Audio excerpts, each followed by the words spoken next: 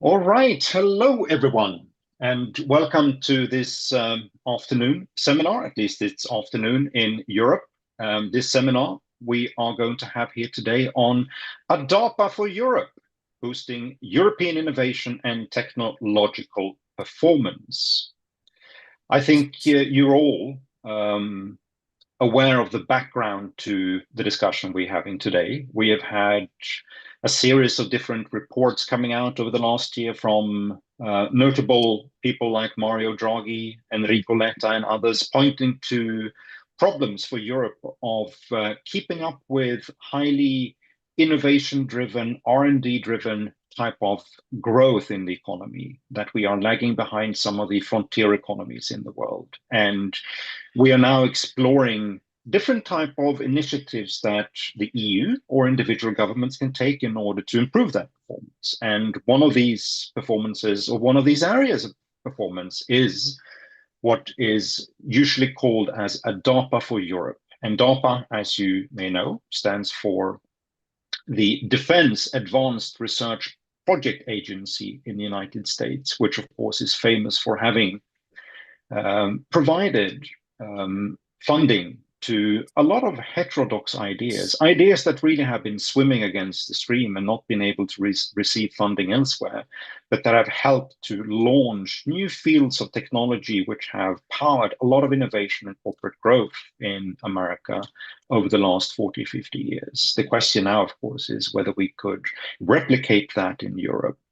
We do have a pretty good starting point for it, and that starting point is what is now the European Innovation Council, which is part of the Horizon program in the European Union, which received a 10 billion euro budget in order to fund different ideas over several years, of course. And we also know from the performance of the EIC that it's been pretty successful in its allocation of funding. We covered it in one of our recent papers that we've published called A Big Bang, or the 8% approach, in which we were looking at R&D funding and innovation growth in the economy. And we're pointing to sort of the opportunities to expand on the EIC experience and move closer towards a DARPA type of solution. And I'm very happy to say that one of the people who have pioneered this idea for Europe is joining us today, and that's Lars Frölund. Lars is a deep tech investment expert and executive. He's been a member of the board of the European Innovation Council, and in that board also led evaluation work focusing on a DARPA type of solution for the EU. He has a long background as in various fields, straddling academia, public policy, and business. He's now a lecturer at the MIT in America and was a special advisor at the NATO headquarters for the creation of the Defense Innovation Accelerator for the North Atlantic, which is called Diana, and NATO's 1 billion euro innovation fund. He's also been a special advisor on digital and technological sovereignty to Commissioner Margrethe Vestager when she was in Brussels during the former commission. Lars is going to lead us off in this conversation by introducing the idea of a DARPA for Europe. We're going to have a conversation around these ideas, but we're also going to open up this for a conversation with you who are joining us here today. You can join by providing a question or a comment in the chat functions, but you can also raise your hand, and then we are going to allow you to ask your question or raise your point directly. But without much further ado, I'm going to leave the floor to you, Lars. Thank you so much, Frederick, and welcome everyone. So what I'll do is I obviously have a few slides with me to support this presentation. I think what I'm actually going to do is I'm going to present a little bit about some of what I call the fundamentals of DARPA, so like a little bit DARPA 101, because I think there's a lot of conceptions about what DARPA is, and specifically also the way that what its very unique organization is. So I'm going to double down a little bit upon that, basically repeating a lot of the things that you can find in some of the existing research. And then I think it's more of an open discussion for everyone, is to say, well, if we have these fundamental organizational features of DARPA, which really makes up its uniqueness. And I would argue also, if you do not have those features to some extent, at least, then it is hard to say that you will have a DARPA for Europe. You'll have something else, but it will not be DARPA-like. So let me just, without any more introduction there, just maybe just show some slides, and I'll be talking for about 10, 15 minutes, and then Frederick, my understanding is that then maybe we hand over just to have a conversation, a Q&A from there, that my understanding is that you will be able to moderate when we get there at the time. That's Correct? right. Yep. Okay. All right. So let me just start by sharing my slides here. So these are over here. Share. And you should be able to see them there. All right. Yep. Frederick, give me a thumbs up. Do you see the slides? All right, let's go. So basically, a DARPA for Europe. And I think one of the key things that I'll focus on here is, let me just see if I can move this one over here. There we go. Is to say that the key thing to understand by DARPA is that there is one original DARPA and there's an enormous amount of clones. Well, an enormous amount is probably a little bit too much, but there are several clones that have been created over the years since DARPA was created. I think it's key to underline that DARPA was created at a very specific moment. We might be in one of those Sputnik moments, at least that's one of the key things, that the way that we talk about Europe right now is that we are in a European Sputnik moment with all the things that are going on, both obviously with the war in Ukraine and the new Trump administration. Well, basically, DARPA was created in 58. To basically prevent technological surprise, and the technological surprise that came was the Sputnik event of 1957. So basically, the US government decided that they need a new type of agency that could, prevent technological surprise in that sense. And since then, we've seen DARPA really produce or being, so it's hard to say that they've been the producer. I think we need to be very specific there. They've been some of the earliest funders into a specific type of research or companies or collaboration or consortia that were then fundamental and instrumental in developing some of the key technologies that we now use, each and every one of us, to some extent. In a way, DARPA, if people talk about the sort of diffusion of technologies from the military sector into the civilian sector, is probably the most famous agency for doing exactly that. So some of the key famous results that DARPA has been very much part of bringing to the world is really the GPS, stealth, Siri, the internet, drones, and also mRNA as one of the earliest funders of both CureVac and Moderna, all the way back in 2013. And I'll go into some of the sort of key organizational features of that. I think just to highlight one thing, I think when it comes down to it, what is fantastic about DARPA is its ability to, in a systematic way, being able to fund what I call the heretical ideas, right? It basically has a systematic ability to invest into those ideas in terms of research, in terms of new technologies that at the time lies at the outskirts or really outside of a current scientific paradigm. And one of the key things that I wrote about in a paper with one of my colleagues, Professor Fiona Murray, is really to say that what we are missing in Europe is probably we've kind of lost maybe this ability to fund the heretical, these ideas that lie outside of the current paradigms in that sense, in a systematic way. Right? And that's the key part. The key part is not that sometimes it will happen. That's fine. If you're critical mass, you'll always at a point hit. But how do you, in a systematic way, make sure that you can actually do so? I think that's maybe one of the key questions that we need to ask ourselves. If we look into some of the clones, we've mentioned, Frederick, the European Innovation Council. That's the challenge-driven part of the European Innovation Council, is actually sort of the DARPA-like part, and also that the ESE has these program managers. I think some of the more famous examples inside the US government is ARPA-H, which has just been created, and obviously ARPA-E.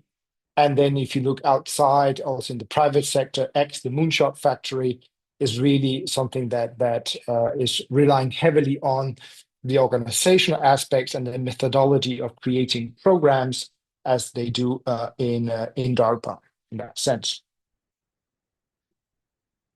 Let me just go to the next one here. So these are the sort of the key aspects that I'll mention that I believe are, fundamental to DARPA. Without these things, you have something, but you do not have DARPA.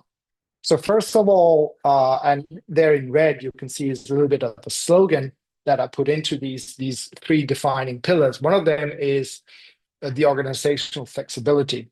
So DARPA, for example, has a very complete organizational independence. It has a very flat organization. It can hire outside of civil regulations, which means that if it actually hires a program manager to run a specific program from a private company, that person will sometimes get a salary that is much bigger than anyone else inside DARPA and even of the DARPA director. Doesn't matter, right? At the end of the day. They also use fixed-term employment. That is done deliberately. It is because they want these people that come in with specific visions that they drive, and at the end of their term, they're recirculated out to society, back to university, back to a company, back to the Department of Defense at the end of the day. So there's this continuous circulation, which probably just makes sure that in DARPA there is no conservatism that's being built up over the years in that way. I call that principle that DARPA is a pirate ship that's part of the Marine. And it's very important that it is this pirate ship that it is allowed to do things that anyone else cannot do if you're just a Marine. But it's also very important that it is a part of the Marine, right? Because it basically also feeds up a lot of the fundamental research that are done by NSF, by NIH, and anyone.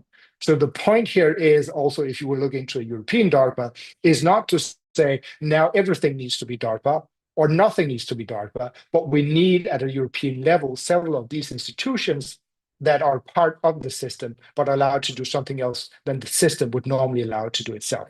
One of the key things that we look into is, for example, the DARPA uses peer review, but it does not take peer review so serious as we do it in many other places in Europe. So it's just an advice that is given, but they really rely much more on idiosyncrasy of the program managers to make choices around what actually needs to be funded in that sense. Whereas we seemingly in most of our funding institutions in Europe have chosen to use slavishly a peer review, and in that sense, in a systematic way, have institutionalized in this type of conservatism in the way that we do our selection. And in that sense, in a very systematic way, have made sure that even our innovation agencies will find it a very hard time to do innovation. Exactly. The other way that we is very famous, if you look into DARPA, is obviously the program managers that I've already talked about. But even more important is of the program managers is the programs that they focus on. And what is very, very interesting about these programs is I call them a little bit the monkey reading Shakespeare. So it actually comes out of a little bit of a metaphor that one of the leaders of Google X is saying. He say, if you were to put a monkey on a pedestal reading Shakespeare, how would you go about it? And the key point is that a lot of funding organizations will then use considerable time on actually figuring out the size and the color of the pedestal and not to get the monkey to read Shakespeare. So the ability of the programs and of the program managers is to tackle a very, very narrow specific metric within a technological field that, if achieved, will have a tremendous impact. That could be something about weight, it could be something about price, but basically most technological things and developments comes with an inherent problem that needs to be solved. And if that is solved, you will have widespread adoption. That's what they call the monkey reading Shakespeare, the critical part that you need to get working. And if that works, then everything else will also work. To give an example of that, when we had the internet coming out that DARPA also funded, the monkey reading Shakespeare of the internet was actually search. And the company and the DARPA also funded these two people sitting inside Stanford University that created Google, was exactly that they were able to get the internet to widespread adoption by solving the fundamental problem of the internet, which was search. I'm old enough to know that when Google was not there, the other way that we were able to do search on the internet was absolutely useless.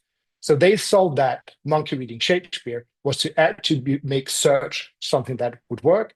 And that sense, the internet then suddenly became a widespread adoption throughout our society. Then another thing, which is very, very important and is also goes against, I would say, a lot of funding agencies in Europe, and this is also the thing that I just mentioned around the peer reviewing, is that even after the peer review, you have an enormous amount of discretion both in project selection. That's what I've just talked about regarding the peer review, but you also have a very strong focus on portfolio management. That means that when a project has been selected, you can actually use your personal discretion and your portfolio management to make sure that a project that is doing well can get more money, it can get redirected, and if it's not performing at all, we'll just stop and we can recirculate the money. So the money doesn't go back to a bank account that can then only be used next time a budget has been approved. Like you can then actually reuse that money when paid back or not used to give it to another consortia or another group that is in your program in that sense. So it gives an enormous amount of freedom for the program manager to do this type of portfolio management, which I think is also one of the key things that we are simply lacking in Europe at the end of the day. If you have the funding, we are having a hard time to redirect, to give you more funding without asking you to basically reapply again to some other type of funding. It's probably impossible to stop anything as soon as you have funding. So I think that's the key part, is really to have this type of flexibility in the system. I call that freedom to idiosyncrasy at the end of the day, which is also important. And I think both there's pirate ship that's part of the marine, the monkey reading Shakespeare, which is a little bit about having, an enormous amount of ambition. I always say that if no one's laughing, your level of ambition isn't high enough. And I think a lot of those programs that you have within DARPA are simply laughable in that sense. You say, wow, if that can happen, that would be kind of crazy. So what we have there, and we sometimes is lacking a little bit in Europe, is like laughable ideas with an incredible amount of ambition and that little bit of craziness. That only comes from idiosyncrasy. It does not come from peer review and conservatism and basically processes that only fleshes out what is vanilla and not what is exception at the end of the day. Just to give you one example of a program and this type of metric, the monkey reading Shakespeare, as I called it, is the classic program of GPS.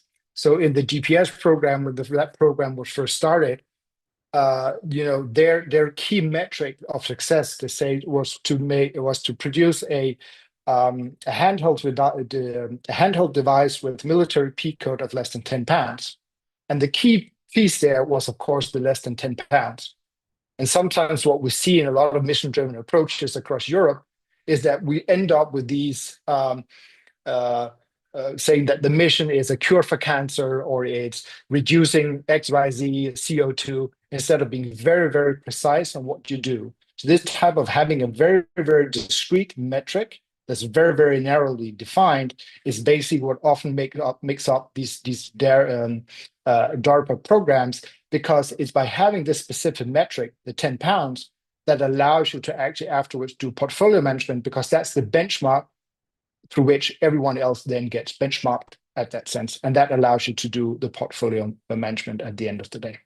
So what is interesting about this whole process is also to say that DARPA does not, as most other funding agencies, work from what I call the left to the right, fundamental research, applied research, and then we sort of transition it out to the world, which is kind of interesting because we all know that this is actually not the way that it actually works.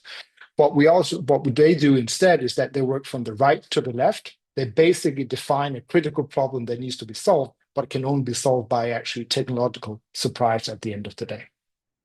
So much more of a process where you're really thinking carefully about the problem and what will be a key metric that if succeeded will make a major dent into that specific problem at the end of the day. Another way to look at this is, and here's just one reference to a paper that I wrote together once again with Fiona Murray. I'm already using too much time here, Frederick, so I'll not go very much into this one. But I think what is clearly here is that there's two dimensions that you really need to consider when you look into even the boundary conditions of even the DARPA-like methodology can work at all. One of them that you see there is the problem space. You need to have a very narrow problem space. So that's basically the 10 pounds of the handheld device. That's where you need to basically focus on. If you go too broad, then it's very hard to actually do the portfolio management. It's very hard to do this type of like really focusing on what really matters at the end of the day.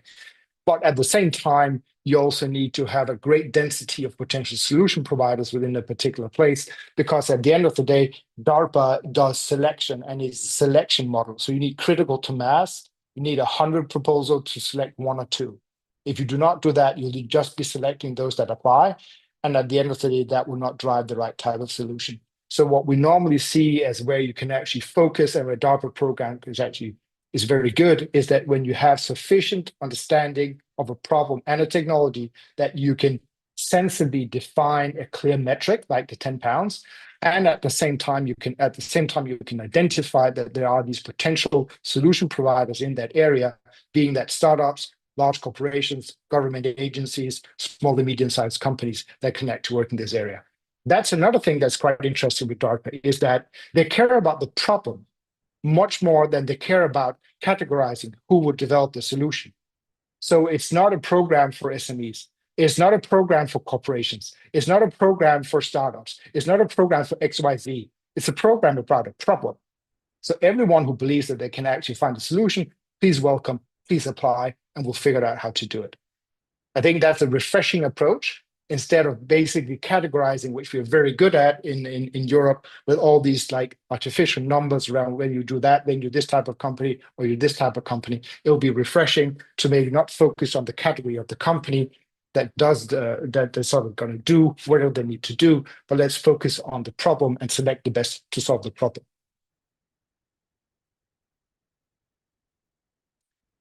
And then I'll just a little bit of marketing here, Frederick.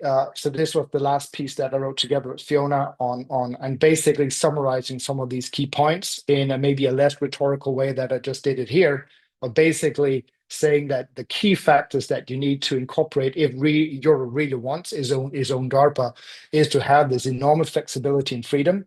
We need to have a high level of ambition, and we need to be able to do portfolio management in these very, very ambitious programs. And if we do so, I actually truly believe that we can do something incredible, and we can make a European version of DARPA that I truly believe that we actually is in dire need of right now, where we need to really refocus our funding, so to speak, also on those ideas that are a little bit more heretical than vanilla. Thank you. I'll stop there, Frederick, and hand it over to you. Thank you. Thank you very much indeed, Lars. That was excellent. It's very, very exciting and very, very interesting. Just to start off with one question for me, sort of just in terms of where we are in Europe. So to what extent was the European Innovation Council attempted to mirror some of that DARPA structured type of approach, and to what extent was it about something else? So I think it's fair to say that there are two parts of the EIC, especially for both Pathfinder and Translation, and also the Accelerator, which is more like the bottom up, like, that goes through, you have some great things there. But I think there's the other part, the chancellor part, where you have the program managers, is where the EIC is doing something that is very close to DARPA. And I think we'll see in the new upcoming budget as of 2027, I think you'll see a strong push also from the EIC board, where I still sit to have a much more emphatic sort of DARPA-like approach to this, giving more freedom, I would say, also to the program managers at the end of the day to do this. And with programs that might be more narrow in their focus, because it is that narrowness of the focus, not being wide, that makes them impactful. And I guess that's one of the key things that we need to understand here, is not by having a wide program that would get a lot of impact, is by having a program that is narrowly focused on things that matter, that monkey reading Shakespeare. And that's the critical thing that we need to focus on. That is often hard in bureaucracies, because as soon as you start scoping things, some are not part of the equation any longer. And that's the hard part of this. It is easy to say we want a cure for cancer. It is harder to say that we will focus on one specific cure that we mean are the best one, and we'll use the majority of the money on exactly that bet. That's when people start getting upset everywhere. And that what DARPA teaches us is that we need to allow people to get a little bit more upset at the end of the day. Absolutely. I mean, there's not going to be any innovation unless there's someone who is disappointed with things, because so much of Exactly. actual development and innovation is, of course, about getting people to stop doing things that aren't working. But coming back to DARPA, so and just walk us through how that actually works. So, is there a board at DARPA which basically outlines sort of areas, define the No, narrowness of the missions? All right. no, there is not. There is each year there is an overarching direction set by the DoD, but very overarchingly, and within those very large areas, which can be, let's do an example, autonomy of a soldier, for example. We all know that basically what wins wars is if you can have a greater autonomy of a soldier, for example, being less dependent on all the logistics, for example. Then within that, DARPA then finds these program managers that within that scope uses often sometimes a whole year to basically research what's the current understanding of a particular problem, and then working also with the users to see, what would actually be the crucial, what type of solution could be crucial here. So, for example, in this area, that I did not pick that one randomly. There's a very exciting program going on right now in DARPA, which is to say, how do we build in the nutrition of a soldier into their uniform? And by exposing that, opening up to air, you basically can use that to eat. So basically, as a soldier, on something that weighs absolutely nothing, you can have up to 2 months of autonomy. And once again, the key part here is 2 months of autonomy. How can you create that? So that's some of those things that are, and they might not be able to achieve that, but who cares? The point is that they're trying to get there, and they might get to, only 2 weeks, but that's still an okay result at the end of the day. So first is like a funnel. There's an overarching budget set by the DoD that's given to DARPA. Within that, they have complete freedom to then define these programs.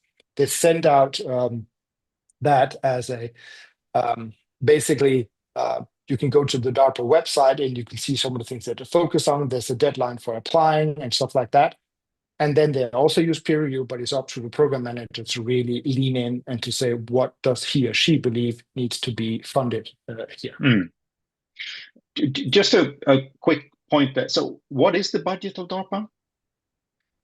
It varies a lot. I think the last part I saw was about 3.5 billion per year. But that might be changed, and don't. No, You absolutely. basically have a look into this, and there's always been a little bit more of a doubt on how much of because DARPA, because it's part of the military machinery, also have black budgets.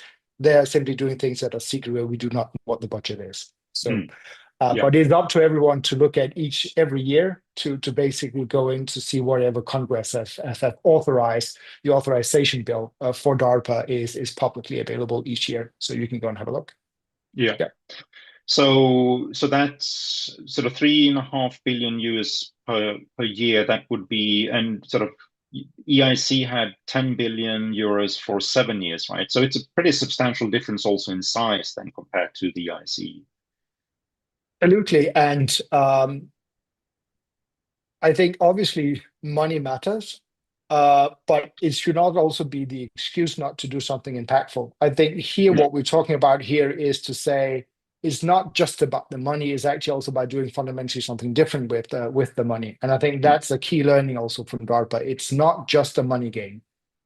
Another thing that we haven't talked about, which is very important, is the way that these projects then work with early stage adopters. So in that sense, what DARPA is good at, and that we're also trying in Europe, and I think it's fair to say that we are trying, we can still do it much better, is that we are very good at what I call supply chain, right? The supply of ideas, the supply of technologies, but the whole demand signal and how you actually integrate the pull function into these type of programs, is we can still do a much better job there. So in that sense, Europe is very good at building technologies, whereas the Americans, so far, has been good at building technology and markets. So we need to stop building markets at the end of the day as well. And I think that's where, of course, DARPA has had the Department of Defense, and the Department of Defense has a lot of buying power to bring some of these technologies to the market. But so has Europe. If we collectively do this, we can actually bring a lot of these technologies to the market at the end of the day. Absolutely.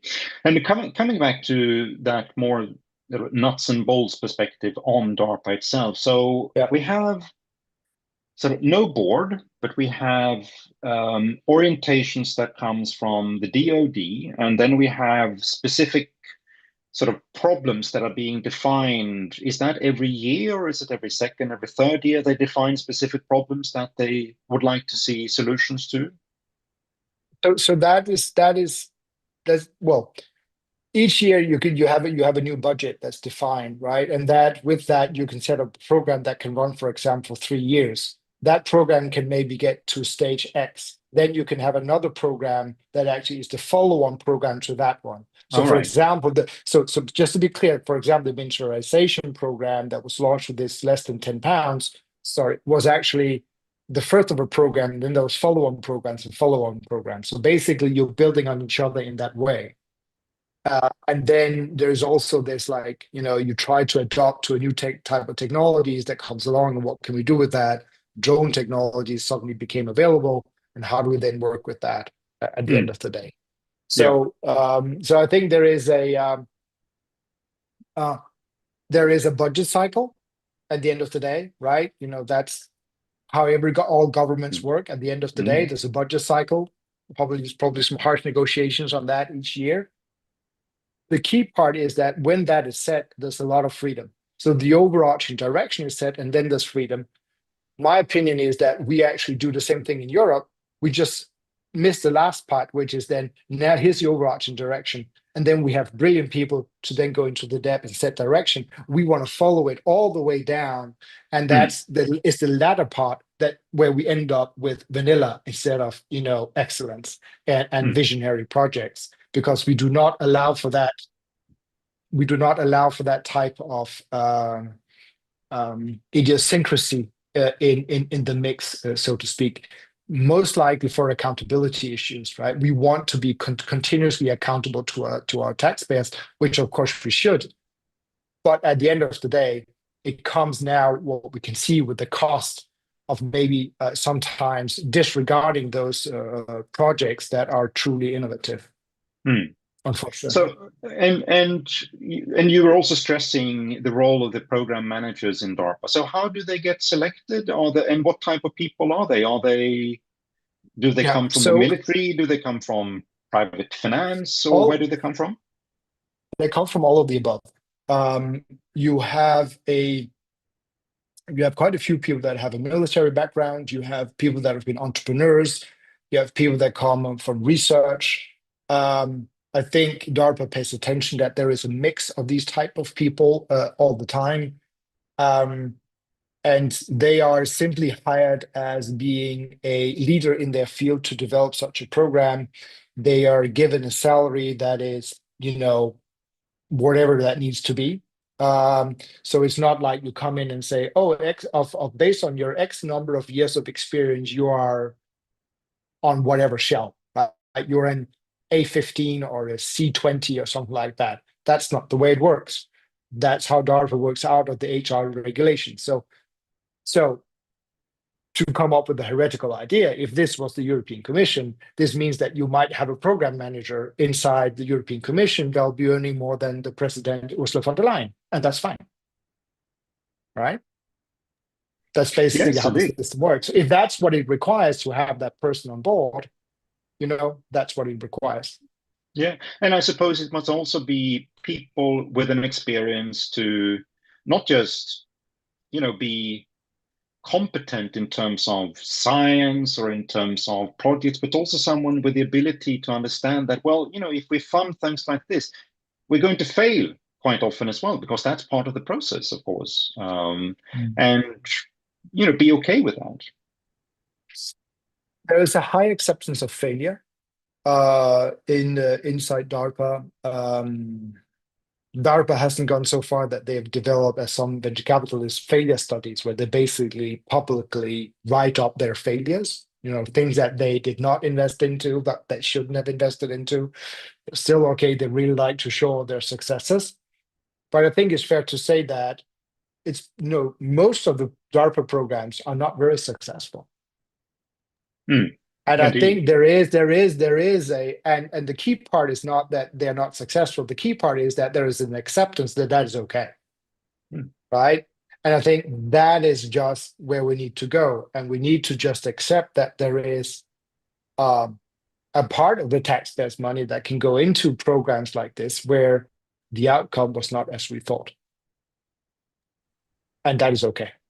Yeah, indeed. That said, the way that they mitigate for this problem is, of course, to have active portfolio management so that they actively can ensure that those projects that are going through the process, which are obviously not performing, that they can recirculate that money into those that actually do perform. So these are the mitigating figures. What I can say, most funding agencies in Europe, there are a lot of projects that are doing fantastically.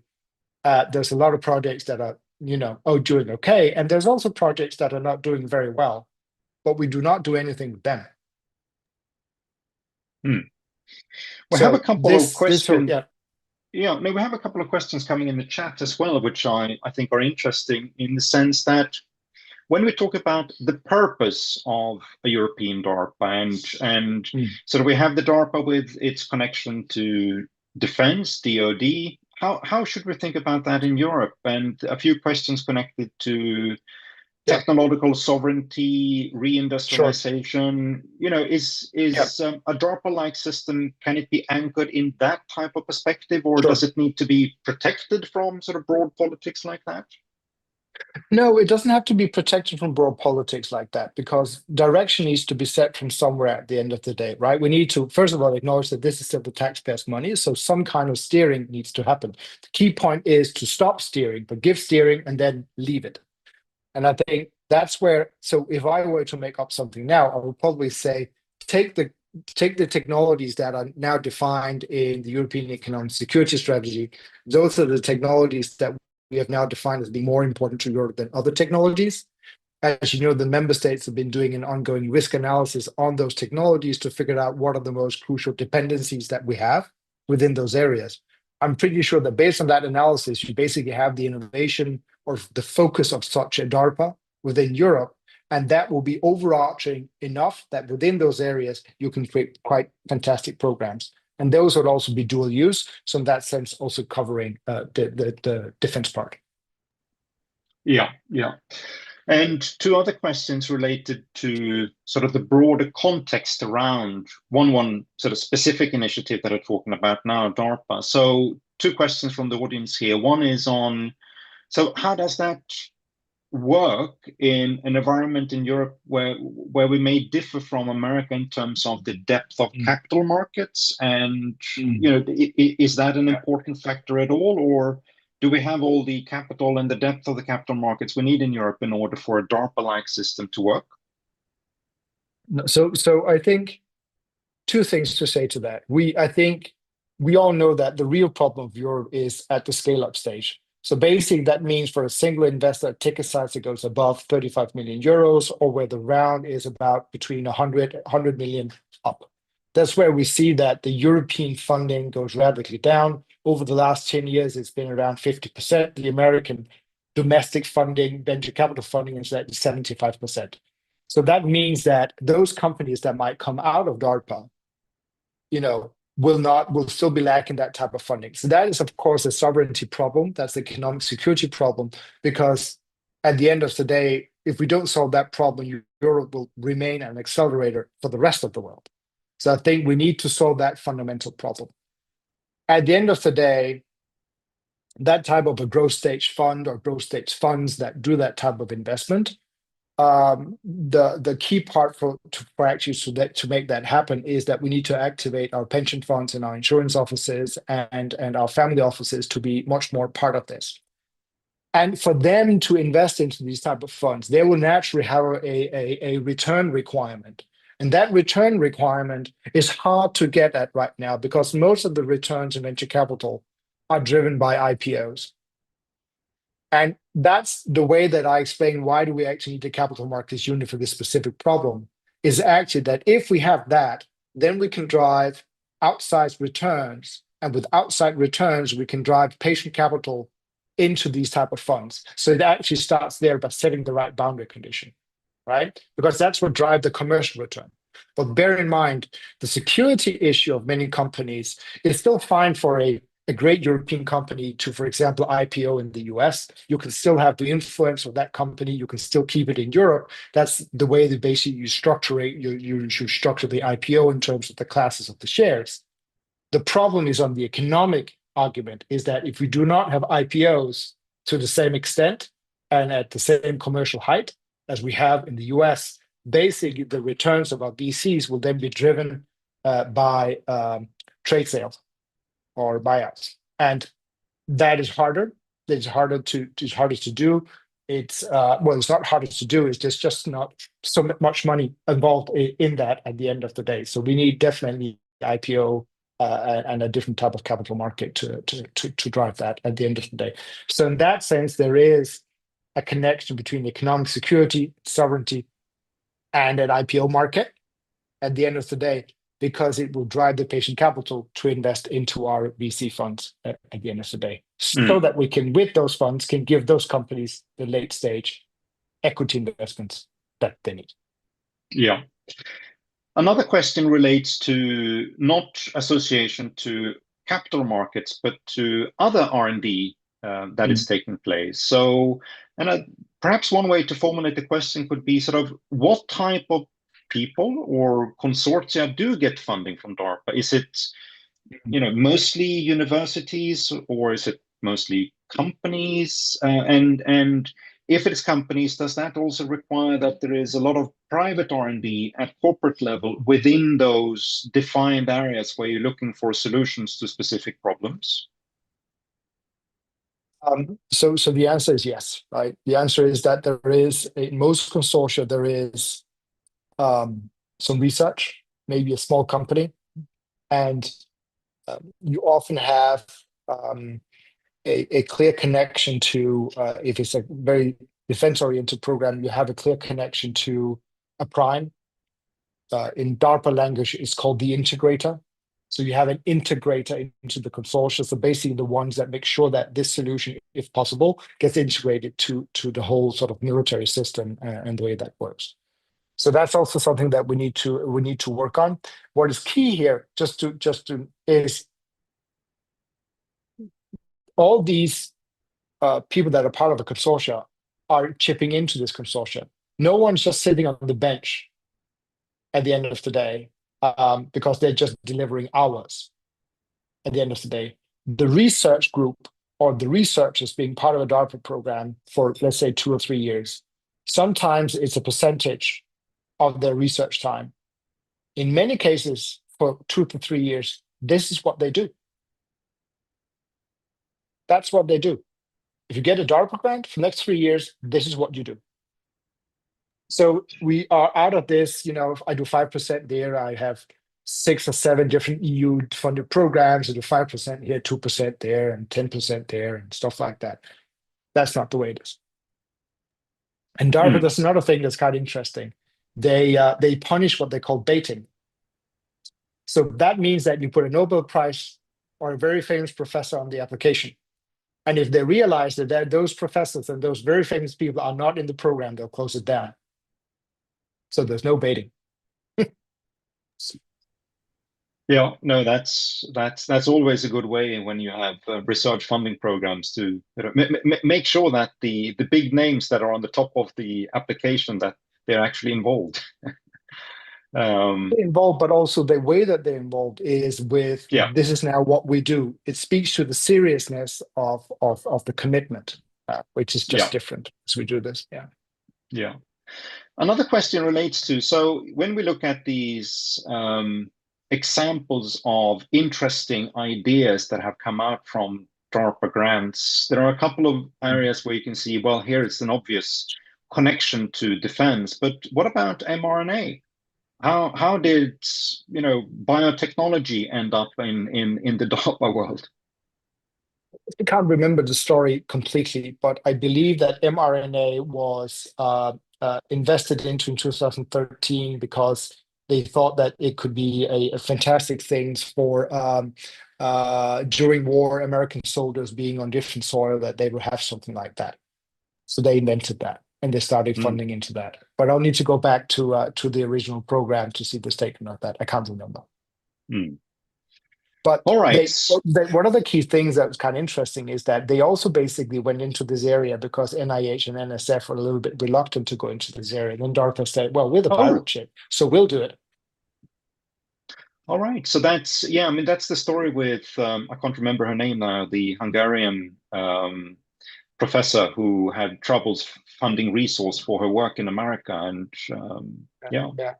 And bear in mind, DARPA does not only fund in the US, they fund across the globe as well. CureVac is a German company. Mm, So there's a lot indeed. of DARPA funded programs also. Well, people that do DARPA programs across Europe. It's not Mm, just for Americans. yeah. Yeah. So let's assume we're going to go ahead with an idea like this for the EU now. Mm. What do we need to do? What do we need to think about? I mean, you outlined a couple of these things in terms of the program itself. Mm. Mm. It's Yeah. the freedom for program managers, the portfolio approach, to have the very clear focus on defined solutions, or you define the problems as much as you can to avoid having Yeah. very, very broad categories of areas where you have an interest. Another thing that comes to my mind, having followed Horizon program allocation and EU funding more generally, is that we always get into this struggle that every country, every member state needs to have one pot of the resources in one way or the other. And how can we avoid that sort of an EU approach like this becomes a battle between member states about who gets what? Yeah. Well, I think it starts with the whole governance structure. I think the key part here is really this pirate ship as part of the marine. This means that in terms of the legal status, in terms of its governance, needs to have this complete freedom. And then, everyone knows that, um, that can always be questioned, but then it's up to the leadership to have the guts to at any given time defend it and defend that type of freedom. But I think that's where it needs to start. It needs to have this type of freedom, and if it doesn't get that, then I think everything else will be compromised anyway. Unfortunately, Hmm. And would this work, do you think, in parallel with the EIC as it's structured right now and the different programs that you went into that the EIC has, or is it a substitute for the EIC? that's not the way I see it. I think we need to, when I talk about a European DARPA, I also talk about what Denmark could do, what Germany could do, what Sweden could do. I think the EIC and what we're going to do in moving forward will be much closer to a European DARPA. I think there is a case for maybe a specific defense DARPA. So defense first, really things that, weapons and ammunitions, right? The real stuff. I think that could be a quite interesting novelty, maybe also for the commission. But otherwise, I'm not speaking predominantly just about the commission here. I think at the end of the day, there needs to be maybe several of these types of institutions with this type of freedom across Europe at the end of the day. Let me say it in another way. If we ended up having one of those organizations and it was in Brussels, I don't think we're winning. I think there's much more. I think this is a collective European effort that we need to have. So maybe it's pirate ships that is part of the European Marine in that sense, and or the EU Marine. Hmm. And perhaps this is going to be the last question because we need to close because you have other things to do, Lars, and we're very grateful that you've taken the time with us here. But you've also been involved in the Diana project at NATO and Yep. the innovation fund there. What would you say are the general experiences of these type of novel initiatives that we see them coming every now and then in different formats or in different organizations? the experience, does it generally speak to government should be sort of more bolder in exploring and experimenting with unorthodox approaches? What would you say are the general takeaway points? I think both Diana and the NATO Innovation Fund are responding to a very particular problem that when we created them was much less pronounced than there is right now, which is that how do we drive innovation in defense and security and resilience, right? And I think they are now we can see the real benefit of these institutions. We now have with the NATO Innovation Fund and an equity investor into this area. With Diana, we have an accelerator also for startups in this whole area. And I think if I look into Diana, let's take that example. If a company gets access to Diana, it also gets a seamless access to now more than 300 sites across the alliance for advanced experimentation.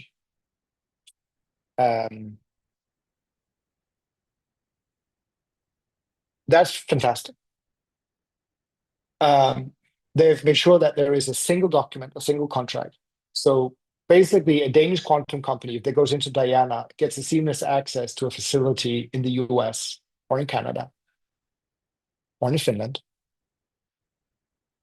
I think we could learn something about that also for Europe, that we could also maybe start creating for those that get funding from the EU, is that if you get funding for this, there's also seamless access to whatever experimentation that you need to do, whatever equipment that you need across Europe. In that sense, a common market, even of research infrastructure that you just get an access to. If NATO can do it, then Europe should be able to do it at the end of the day. But so far, we haven't been able to. Indeed. Very good. Thank you so very much, Lars, for taking the time for the presentation and your ideas. I think this is very exciting, to be frank. I love the entire approach of having heterodox approaches. It's usually laughable ideas that are having the last laugh. So yes. You're not going to get anywhere unless you're willing to help them. This has been really useful. Thanks so much for taking the time, and also thank you to all of those who have participated in today's webinar. I am sure we're going to return to these themes and topics on many occasions in the future. Thank you so much. Thank you, Frederick. Thank you, everyone.